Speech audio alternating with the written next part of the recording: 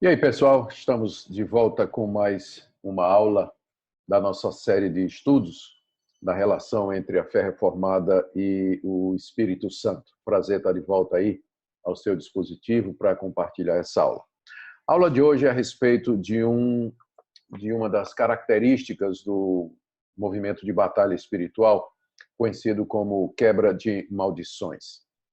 O movimento de batalha espiritual tem divulgado, tem difundido, onde quer que ele seja aceito, o conceito de que mesmo cristãos, após a conversão a Jesus Cristo, eles precisam passar por um processo de quebra de maldição para se livrarem dos laços e dos compromissos que antes da conversão eles haviam comprometido ou cometido com os espíritos malignos. Eu vou começar aqui primeiro falando do que é que a Bíblia nos ensina sobre a suficiência de Cristo, porque, no meu entendimento, ao final, esse movimento de quebra de maldições é um ataque à suficiência de Cristo na cruz do Calvário, a obra de Cristo na cruz do Calvário.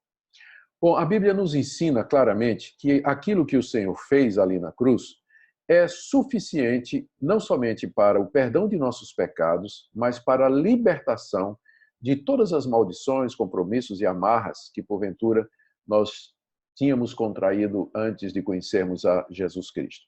Para começar, a Bíblia nos diz que o Evangelho é o poder de Deus para a salvação de todo aquele que crê. A famosa passagem de Romanos 1, capítulo 1, versos 16 e 17, quando o apóstolo Paulo diz: "Não me envergonho do Evangelho, porque é o poder de Deus para a salvação de todo aquele que crê." O Evangelho se apresenta como sendo aquele poder que vem da parte de Deus, que é suficiente para nos salvar, salvar aquele que crê. E essa salvação aqui, ela tem que ser entendida nos termos mais amplos possíveis, não somente da culpa do pecado, mas também do poder do pecado sobre nós. A Bíblia também ensina, na segunda carta de Paulo aos Coríntios, capítulo 5, verso 17, essa verdade que nós consideramos central para o que estamos pensando aqui. Se alguém está em Cristo, é nova criatura, as coisas antigas já passaram, eis que se fizeram novas. Ou seja, em Cristo Jesus, nós fazemos parte da nova criação de Deus. As coisas antigas já passaram. E aqui estão incluídos, naturalmente, a culpa dos nossos pecados, os compromissos que nós fizemos com as obras do mal, a qualquer envolvimento com artes ocultas e as consequências disso. Tudo isso faz parte do passado. As coisas antigas passaram, em Cristo elas se fazem novas.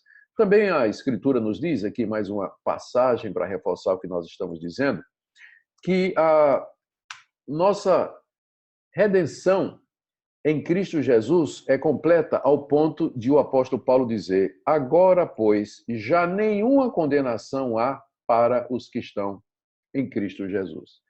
Se alguém está em Cristo, não há condenação para ele. Não há mais condenação nenhuma. Portanto, não há o que quebrar, não há o que anular, porque toda a condenação que havia contra nós, ela foi rompida através da obra de Cristo na cruz, que nos é aplicada mediante a fé pelo poder do Espírito Santo. Ainda uma outra passagem que eu queria compartilhar com vocês, está lá na carta de Paulo aos Colossenses, capítulo 1, verso 3, logo na introdução, o apóstolo Paulo, botei 3, né, mas na verdade é 13, logo na introdução, o apóstolo Paulo, falando da obra redentora de Cristo, diz assim: "Ele nos libertou do império das trevas e nos transportou para o reino do Filho do seu amor." Deus nos libertou do império das trevas e nos levou para o reino do seu Filho Jesus Cristo, que é um reino de amor. Ora, o que seria esse império das trevas? O império das trevas é o domínio dos poderes malignos sobre as pessoas. É o domínio que Satanás exerce sobre a humanidade que não conhece a Deus. Mas uma vez que nós estamos em Cristo, Deus nos transporta, ele nos tira desse império das trevas e nos coloca agora debaixo do domínio do Senhor e Salvador Jesus Cristo. E, por último, aquela passagem muito conhecida do apóstolo João, na sua primeira carta, 1 de João, capítulo 5, verso 18, quando ele diz assim: "Sabemos que todo aquele que é nascido de Deus não vive em pecado. Antes, aquele que nasceu de Deus, que é Jesus, o guarda, e o maligno não lhe toca. Sabemos que somos de Deus e que o mundo inteiro jaz no maligno. Essa declaração é muito forte. Está dizendo que o Senhor Jesus Cristo, aquele que nasceu de Deus, nos guarda, nós que também nascemos de Deus, e que o maligno não nos toca mais, porque o Senhor Jesus é o nosso protetor, é aquele que nos guarda, e que nós somos de Deus e que o mundo inteiro está no maligno.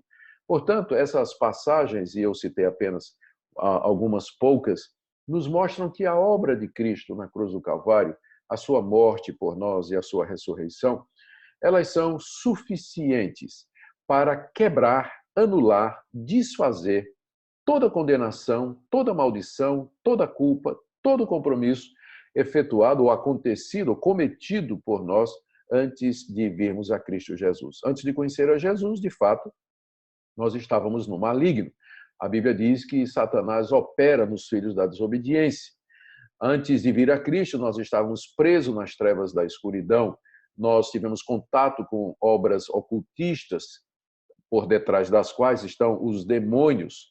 E, portanto, a pessoa sem Deus, sem Cristo, ela está, de fato, debaixo do poder e do controle e da operação desses espíritos malignos. Mas uma vez que a pessoa se arrepende dos seus pecados e crê no Senhor Jesus, aquilo que Cristo fez na cruz é suficiente para apagar o seu pecado, para quebrar todas as maldições, cancelar todas as dívidas, anular toda a condenação, de forma que, se alguém está em Cristo, é uma nova criatura, não há mais condenação para ele. Servido? Vamos aqui numa aguinha.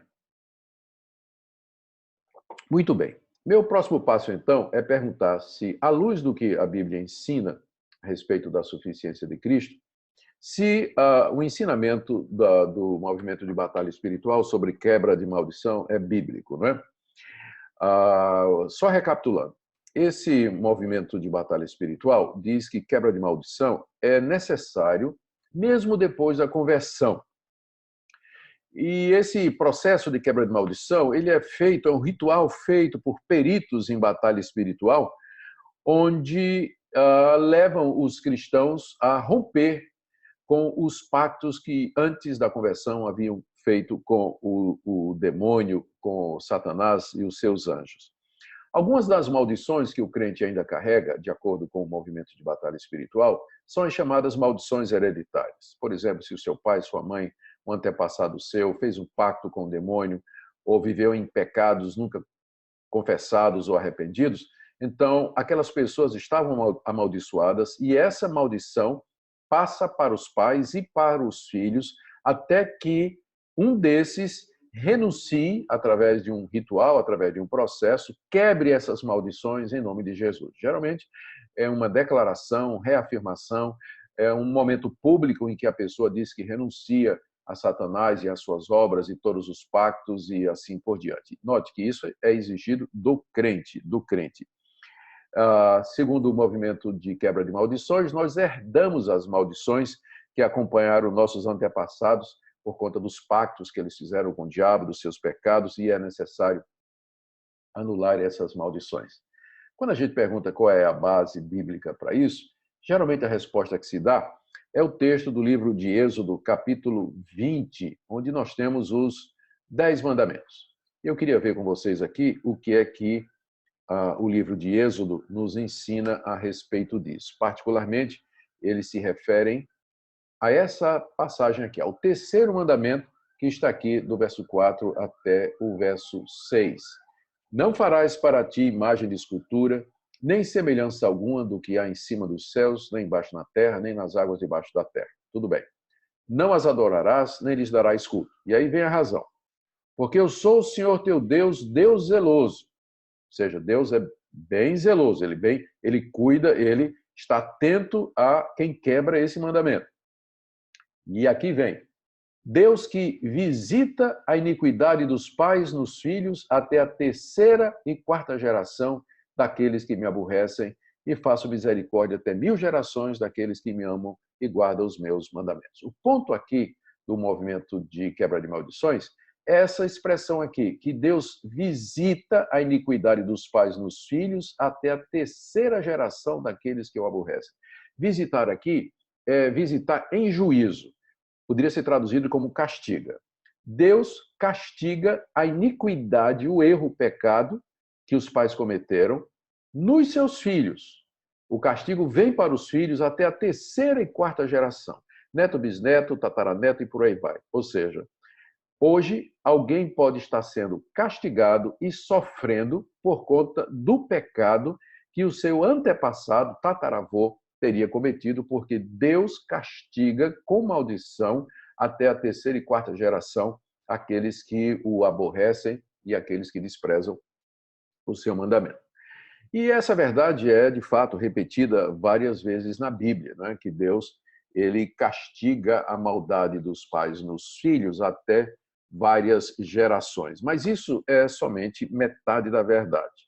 O pessoal de batalha espiritual ignora que a mesma Bíblia também diz que esse ciclo, que essa linha de hereditariedade, ela é quebrada a partir do momento em que um descendente, alguém que é filho de um ímpio, de um pagão, de um idólatra, de um feiticeiro, a partir do momento que ele se arrepende dos seus pecados, que ele crê no Senhor Jesus Cristo, que ele olha para os erros do seu antepassado e vê todo o mal que eles cometeram, se arrepende disso, não quer continuar nisso, ali o ciclo é quebrado.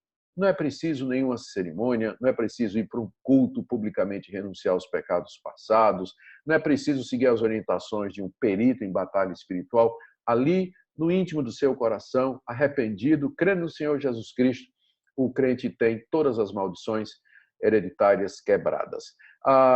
Eu quero aqui, então, trazer o texto que eu considero extremamente importante aqui nessa discussão, do que ensinou o profeta Ezequiel ao povo de Israel exatamente a respeito desse assunto. Vamos lembrar aqui em que contexto, aqui está na tela, aqui Ezequiel 18, em que situação o profeta Ezequiel disse as palavras que ele falou. O povo de Israel estava no cativeiro babilônico por causa dos pecados que havia cometido. Não somente eles, mas todas as gerações anteriores haviam praticado a idolatria, adorado outros deuses, esquecido do Senhor, quebrado aquele mandamento que nós acabamos de ler, o mandamento não farás para ti, a imagem de escultura, né? E também o mandamento que diz não terás outros deuses diante de mim. Então Deus foi avisando, vocês estão cometendo idolatria, geração após geração, Deus mandou os profetas, a nação de Israel não ouviu, e Deus então os mandou para o cativeiro babilônico. E aí aquela geração que foi levada pelos babilônicos para o exílio, ela dizia assim: nós estamos pagando pelos pecados dos nossos pais. Nós não fizemos nada errado. Quem fez errado foram os nossos pais e os nossos avós. E nós estamos pagando pelos erros deles, porque Deus disse que castiga a maldade dos pais nos filhos até a terceira geração. E até, olhando agora o nosso texto, eles estavam usando um provérbio, né, um dito popular, dizendo assim. Aqui vou começar com o que Ezequiel escreveu. Veio a mim a palavra do Senhor dizendo: que tendes vós, que acerca da terra de Israel, proferis este provérbio dizendo: os pais comeram uvas verdes e os dentes dos filhos é que se embotaram. O que eles estavam dizendo lá em Israel? Os nossos pais comeram uva verde. E a gente sabe que comer uva verde fica aquele visgo, né, que embota os dentes, tem aquele gosto. Os pais comeram a uva verde, mas os dentes dos filhos é que se embotaram, ficaram com aquele gosto ruim. Os filhos é que sofreram a consequência. Eles estavam dizendo isso na nação de Israel. Ora, veja aqui o que é que Deus manda o profeta Ezequiel dizer. A partir do verso 3. Tão certo como eu vivo, diz o Senhor Deus, jamais direis esse provérbio em Israel. Eis que todas as almas são minhas. Como a alma do pai, também a alma do filho é minha. E aí vem essa declaração. A alma que pecar, essa morrerá. Ou seja, aqui, Ezequiel, orientado por Deus, explica o que é que Êxodo 20, na verdade, quer dizer. Ali não está dizendo que nós vamos sofrer pelos pecados dos nossos pais, mesmo que nós tenhamos nos arrependido dos nossos próprios pecados e não estamos andando no caminho dos nossos pais. O que está dizendo é que Deus vai castigar a maldade dos pais nos filhos se os filhos andarem nos mesmos caminhos dos seus pais. porque a responsabilidade é individual, como aqui está dizendo, olha o texto aí. A alma que pecar, essa morrerá. A alma que vai morrer, nenhuma alma inocente, entre aspas, vai morrer. Se alguém morre, se alguém é castigado por Deus, é por conta dos seus próprios pecados e não por conta dos pecados dos outros. Vamos descer mais um pouquinho aqui no texto e ver como o profeta Ezequiel desenvolve esse argumento. Veja que daqui do verso 5, ele está dizendo, ele fala da situação de um israelita justo. Sendo, pois, o homem justo, fazendo juízo e justiça. E aí, a partir do verso 6, ele vai explicar o que seria aquilo, né? Não comer carne, sacrificada nos altos, não levantar olhos para ídolos, não praticar adultério, não oprimir ninguém, aqui no verso 7, não dando seu dinheiro à usura. Ele diz aqui, se essa pessoa andar nos meus estatutos, guardando os meus juízos e proceder retamente, o tal justo viverá, assim diz o Senhor. E agora vem. Se ele gerar um filho ladrão, porque pode acontecer que uma pessoa justa, temente a Deus, gera um filho ladrão. Filho ladrão. Ladrão, derramador de sangue, que fizer a seu irmão qualquer dessas coisas, não cumprir aqueles deveres, mas comer carne sacrificada a ídolos, contaminar a mulher do próximo, etc., etc., pergunta ao profeta, porventura, essa pessoa viverá? O pai é crente, o pai é justo, mas o filho é ladrão, derramador de sangue, adúltero e imoral. Pergunta, esse filho vai viver diante de Deus porque o pai era santo, porque o pai era justo, porque o pai era crente? Resposta, não viverá.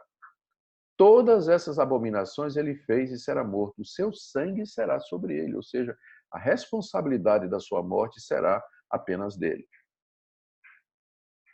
Continuando a história.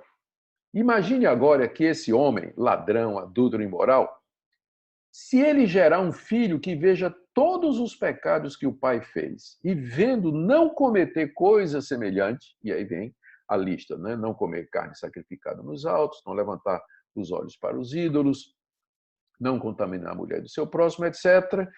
E resposta, o tal não morrerá pela iniquidade do seu pai.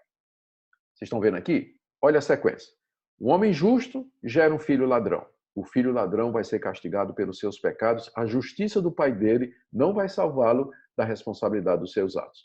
Esse filho ladrão, por sua vez, gera um filho que é justo, que vê os pecados do pai, não vai seguir no caminho dos pais. A pergunta é, o que é que vai acontecer com ele? E a resposta que é dada aqui está destacada da tela. O tal não morrerá pela iniquidade do seu pai. Ou seja, o castigo do pai, a maldição sobre o pai não cairá sobre ele. Por quê? Porque ele viu o que o seu pai fez errado, se arrependeu e não seguiu nos mesmos caminhos. E aí vem então a pergunta do povo de Israel: por que não leva o filho à iniquidade do pai? Não é isso que está lá no livro de Êxodo, que Deus castiga a iniquidade dos pais nos filhos até a terceira e quarta geração? E a resposta é essa, porque o filho fez o que era reto e justo e guardou os meus estatutos e os praticou. Por isso, certamente viverá. A alma que pecar, essa morrerá. O filho não levará a iniquidade do pai, e nem o pai a iniquidade do filho. A justiça do justo ficará sobre ele, e a perversidade do perverso cairá sobre ele. Pronto. Aqui o profeta Ezequiel explica Êxodo capítulo 20. Ou seja, em resumo, Deus castiga a iniquidade dos pais nos filhos, se os filhos andarem nos mesmos caminhos dos seus pais. Mas se um filho vir os erros dos seus pais, se arrepender, crer no Senhor Jesus, abandonar os seus caminhos maus e andar no caminho do Evangelho, nenhuma das maldições que viriam sobre ele, se ele andasse nos caminhos do seu pai, virão jamais. Porque o ciclo foi quebrado pela conversão e pelo arrependimento. Note que o profeta não fala de renunciar aos pecados, fazer uma declaração, quebrar a maldição, nada. É simplesmente o arrependimento. A conversão quebra toda a maldição. A conversão quebra todas as maldições. Então, é importante a gente levar em consideração o ensino que o profeta Ezequiel nos diz quando a gente está estudando esse assunto de quebra de maldição. Muito bem, gente. Agora, um ponto mais além, eu quero voltar a reforçar aquilo que Cristo fez na cruz do Calvário. A Bíblia, especialmente o apóstolo Paulo, pelo menos em duas ocasiões, se refere à obra de Cristo na cruz como sendo aquele ato final e decisivo que nos liberta de todas as maldições. A primeira passagem é Colossenses capítulo 2, verso 13, onde o apóstolo Paulo, escrevendo aos Colossenses, diz assim: E a vós outros que estáveis mortos pelas vossas transgressões e pela incircuncisão da vossa carne, vos deu vida juntamente com ele, perdoando todos os nossos delitos. Veja só agora.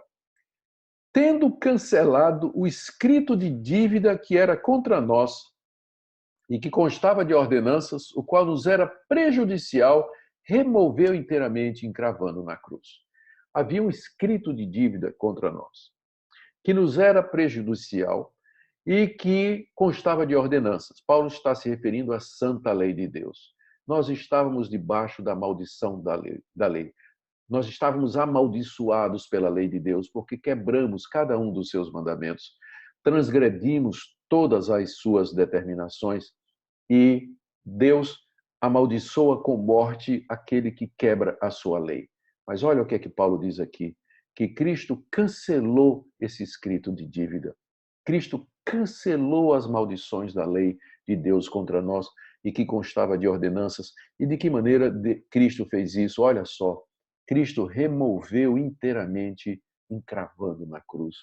Na cruz do Calvário, Cristo levou as nossas maldições, ele pagou as nossas maldições, ele foi feito maldição por nós, que é a próxima passagem que eu quero mostrar aqui a vocês, que é Gálatas capítulo 3, verso 13, quando o apóstolo diz assim: Cristo nos resgatou da maldição da lei, fazendo-se ele próprio maldição em nosso lugar, porque está escrito: maldito todo aquele que for pendurado no madeiro. Na lei de Deus, no Antigo Testamento, estava dito que aquele que fosse pendurado no madeiro era maldito de Deus. Por isso que Cristo morreu na cruz, porque ali ele se fez maldição em nosso lugar. Ora, se na cruz Cristo nos resgatou da maldição da lei, quanto mais das maldições dos pecados dos nossos pais, dos pactos, dos compromissos com as obras das trevas. Se o sacrifício de Cristo é suficiente para remover a maldição de Deus sobre nós, quanto mais maldições advindas desses compromissos aí. Então, a obra de Cristo, mais uma vez, ela é completa, perfeita, ela anula toda maldição, mediante a fé no Senhor Jesus e a aceitação do Evangelho, nós somos libertos de todo mal. E é exatamente esse tipo de linguagem que a Bíblia usa para se referir aos cristãos, né? Como sendo pessoas que foram libertas. Tem várias passagens aqui, por exemplo, na primeira carta aos Coríntios, no capítulo 6, no verso 20, o apóstolo Paulo se refere aos cristãos da seguinte maneira: porque fostes comprados por preço, agora, pois, glorificai a Deus com o vosso corpo. O termo grego que Paulo usa ali, que é o termo agorazo, vamos ver se dá para aparecer aqui. Aqui o Espírito Santo, aqui diz, olha, agorazo. Espero que dê para ver aí claramente na tela de vocês. Esse termo era um termo que significava comprar, redimir, pagar um resgate, e geralmente era usado para o ato de comprar um escravo na praça. O termo agorazo vem da palavra grega agora, que significa praça. E a feira era na praça naquela época, e os escravos eram vendidos na praça. Então, você ir à praça e comprar um escravo era agorazo. Você redimia, comprava, resgatava um escravo, pagando um preço. E é a mesma palavra que Paulo usa aqui para dizer que Cristo nos comprou, que Cristo nos comprou por preço. Está aqui. Porque fostes comprado por preço, comprado agorazo, redimido como um escravo, cujo preço foi pago e, portanto, agora nós estamos absolutamente livres de qualquer condenação ou de qualquer maldição. Você vai encontrar ainda outros termos, como, por exemplo, resgatados pelo precioso sangue de Cristo, aparece lá na 1 de Pedro, capítulo 1, verso 18, ou em Apocalipse, capítulo 5, verso 9, ou mesmo em outras passagens do Novo Testamento. Mas é importante observar esse ponto que, por causa da obra de Cristo, o Novo Testamento se refere aos cristãos como resgatados, comprados, redimidos e libertados. Ou seja, nós não somos mais escravos, dependentes de ninguém. Em Cristo Jesus, nós somos absolutamente libertos. E aí, agora, terminando, caminhando para o final, vem a questão que alguns levantam, dizendo: no Brasil, o Brasil é um grande país espírita. Apesar do catolicismo ser a maior religião, a gente sabe que muitos católicos estão envolvidos em práticas espíritas. Então, muita gente está envolvido com magia negra, espiritismo, banda, candomblé, ou até os ensinos da nova era, e muitas práticas ocultas populares, como leitura de mão, astrologia, adivinhação, e por aí vai. Então, a conclusão que se chega é que dificilmente você vai encontrar nas igrejas evangélicas pessoas que se converteram na idade adulta e que não tenham tido um passado do ocultismo. Muita gente que está nas igrejas hoje consultaram a cartomante, fizeram leitura de mão, talvez consultaram os mortos, fizeram despacho, fizeram trabalho, participaram de cultos umbandistas, lançaram mal-olhado ou foram vítimas de mal-olhado. Enfim, o Brasil é um país tão oculto em trevas que é impossível que nas igrejas não haja alguém ou pessoas que tenham um passado tenebroso, envolvido com as trevas. Então eles dizem, é preciso que essas pessoas que hoje são crentes, que estão nas igrejas, elas renunciem àquelas obras mais. Elas publicamente confessem esses pecados, renunciem a tudo isso e dessa forma eles quebrem as maldições aos quais eles estão sujeitos por terem praticado tudo isso. O que eles estão dizendo é que mesmo que uma pessoa que era bruxo, ocultista, umbandista e esotérico, mesmo que essa pessoa se converta a Jesus Cristo, verdadeiramente seja salva pelo sangue de Cristo, ainda permanecem aqueles pactos continuam vigentes, aqueles compromissos que a pessoa fez com o diabo, talvez até um pacto com o diabo para ficar rico, né? Ou para matar a sogra, né? Isso tem que ser anulado, né? Mesmo depois da conversão, e é isso que a quebra de maldição significa. Mas a pergunta é, será que na Bíblia existe orientação para nós tratarmos convertidos que vieram do ocultismo dessa forma? Porque, lembra bem, o mundo do Novo Testamento, o mundo em que o apóstolo Paulo viveu, os apóstolos viveram, não era muito diferente do mundo brasileiro, porque era um mundo também cercado de artes mágicas. Era um mundo onde as religiões incitavam as pessoas a procurar os deuses atrás dos quais, na verdade, estavam os demônios, a oferecer sacrifícios aos demônios em vez de a Deus, a prática da adivinhação, lançar agouros, lançar olho ruim, olho mau, olho gordo, né, como chama. Todas essas práticas que nós conhecemos hoje no Brasil, elas existiam já de longa data no Antigo Oriente, no mundo onde o apóstolo Paulo vivia. Era um mundo cercado de superstição, de magia negra, invocação de espíritos, adivinhação do futuro e todas essas práticas nefastas que a Bíblia condena, né? Especialmente a consulta aos mortos. Mas aí, então, a pergunta, como é que os apóstolos trataram gente que se converteu através da pregação deles e que entrou nas igrejas? Será que eles recomendaram algum tipo de quebra de maldição? Procurando nas cartas do apóstolo Paulo, do apóstolo Pedro, do apóstolo João, na carta de Tiago, na carta de Hebreus, na carta de Judas, nós não encontramos nenhuma recomendação sobre quebra de maldição, mas absolutamente nenhuma. Desafio qualquer pessoa a ler todas as cartas que foram escritas pelos apóstolos como instrução para os membros da igreja a encontrar uma única referência a fazer uma quebra de maldição em quem já é crente, O resultado eu já sei, você não vai encontrar, porque a Bíblia nos apresenta como sendo já livres em Cristo de todas as maldições e de todas as consequências. Não tem nenhuma exortação para você fazer quebra de maldição. Deixe-me dar alguns exemplos aqui do que eu estou dizendo, baseado no livro de Atos. O livro de Atos narra a evangelização dos povos pagãos, povos envolvidos em feitiçaria. O primeiro exemplo aqui é o exemplo da conversão dos efésios. A Bíblia nos diz que Paulo pregou o evangelho na cidade de Éfeso, que era um grande centro idólatra da deusa Diana. Lá estava a imagem da deusa Diana, que se acreditava tinha caído do céu. Então tinha procissão, peregrinação, a venda de a idolatria era muito grande. A gente sabe que por detrás estavam os demônios. A Bíblia nos diz lá no livro de Atos que o apóstolo Paulo chegou ali para pregar o evangelho e através da sua pregação, nós encontramos isso no capítulo 19, deixa eu abrir aqui na tela para nos ajudar, e através da pregação do apóstolo Paulo, muitos desses efésios se converteram e foram batizados. E diz aqui que durante 3 meses, Paulo frequentou a sinagoga, falava ousadamente.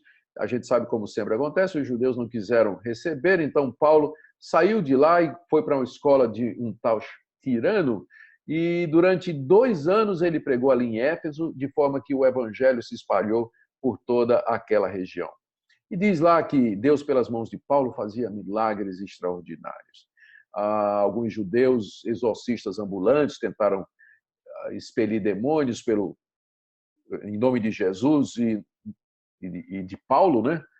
E não deu em nada, vocês conhecem toda a história, mas o que eu quero chegar aqui é no verso 18, onde é relatado os efeitos da pregação e do ministério de Paulo ali.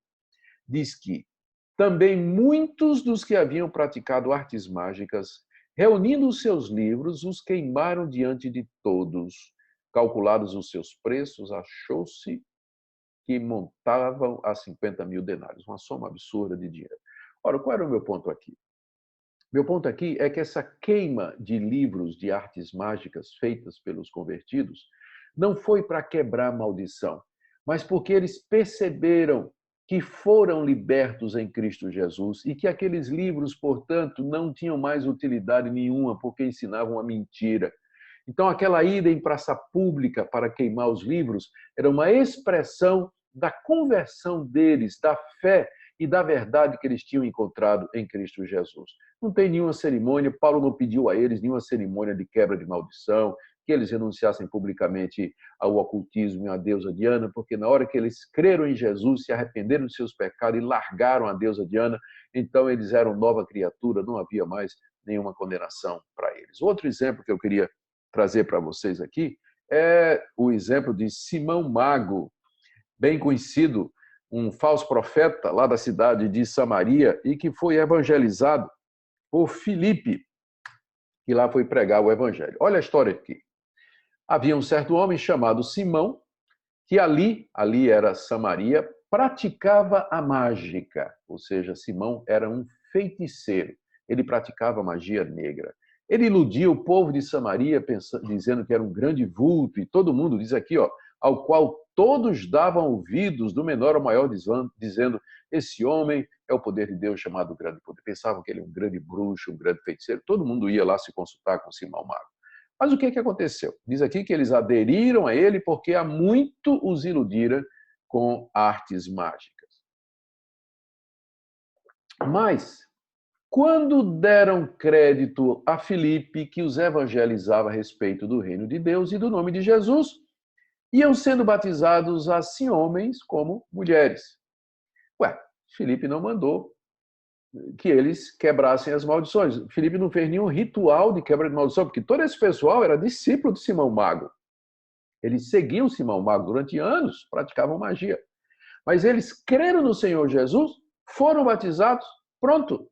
Não tinha mais nada a ser feito com relação ao passado deles, porque se alguém está em Cristo, é uma nova criatura. E o texto aqui continua dizendo que o próprio Simão abraçou a fé. Está aqui, O próprio Simão abraçou a fé. E foi batizado e acompanhava Filipe de perto, observando extasiados sinais e milagres praticados. O ponto aqui é que, numa certa altura, Pedro e João descem lá de Jerusalém para Samaria, para confirmar o trabalho de Filipe. E eles impõem as mãos sobre os convertidos e diz lá que eles recebiam o Espírito Santo pela imposição das mãos dos apóstolos. Agora, veja só. Vendo Simão, pelo fato de impor os apóstolos que era concedido o Espírito Santo, ofereceu dinheiro propondo: concedei-me também a mim esse poder, para aquele sobre quem eu impuser as mãos receba o Espírito Santo. Isso mostra que Simão Mago, na verdade, ou não tinha se convertido, ou ainda pensava como uma pessoa do mundo, o que eu acho improvável. Provavelmente ele não tinha se convertido. E aí o velho bruxo viu o poder de Pedro e João de descer o Espírito Santo pela imposição de mãos sobre os convertidos. Ele disse: esse é o grande poder, eu quero ter esse poder. Ele quis comprar esse poder. Agora, veja a resposta de Pedro no verso 20. Pedro, porém, respondeu: o teu dinheiro seja contigo para a perdição, pois julgaste adquirir por meio dele o dom de Deus. Não tens parte nem sorte desse ministério, porque o teu coração não é reto diante de Deus. Arrepende-te, pois, da tua maldade e roga ao Senhor, talvez te seja perdoado o intento do coração. Pois vejo que estás em fel de amargura e laço de iniquidade. Pedro percebeu que Simão ainda estava preso à magia. Ele diz aqui: você está em fel de amargura e laço de iniquidade. Você ainda está laçado, está preso, está cativo da bruxaria, daquilo que você fazia antes, porque você continua o velho bruxo de antes, querendo apenas manipular o Espírito Santo para seu próprio benefício.